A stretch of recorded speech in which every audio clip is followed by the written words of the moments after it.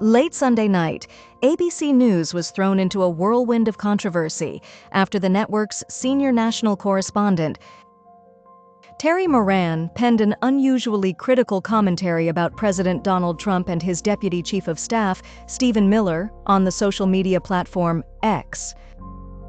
Moran's comments were brimming with strong language, calling both Trump and Miller world-class haters. The post was not just a critique, it was an accusation directed at the core of their characters.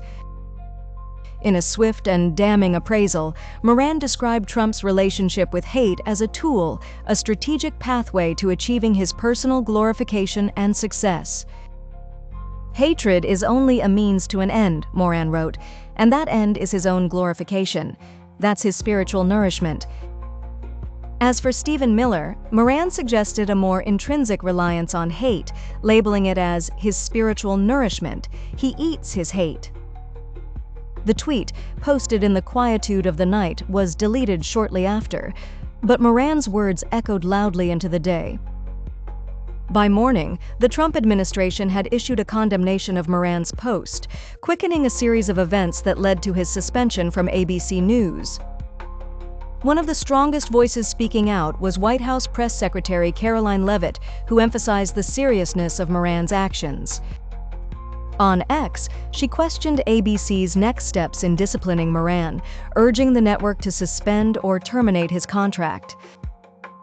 During her appearance on Sunday Morning Futures on Fox News, she reiterated her stance and suggested that ABC had promised to take action. An hour later, ABC News announced that Moran would face suspension pending further evaluation. Their spokesperson asserted the importance of objectivity and impartial coverage, denouncing subjective personal attacks. "The post does not reflect the views of ABC News and violated our standards," they commented, enforcing their commitment to balanced reporting. This incident placed a spotlight on Stephen Miller, a controversial figure within the Trump administration, often criticized for his role in shaping strict immigration policies. Moran's post had amplified criticisms already looming around Miller, centered on alleged ties to far-right groups labeled as hate-mongers.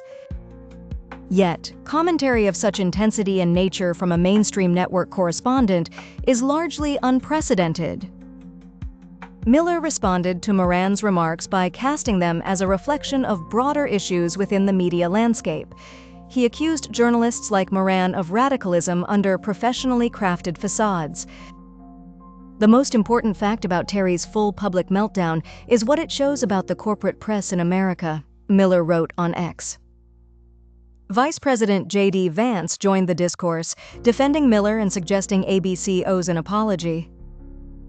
With Moran's suspension and Miller's rebuttal, the narrative continues to unfold in an already complex political atmosphere, leaving questions about media objectivity and the boundary between personal opinion and professional conduct.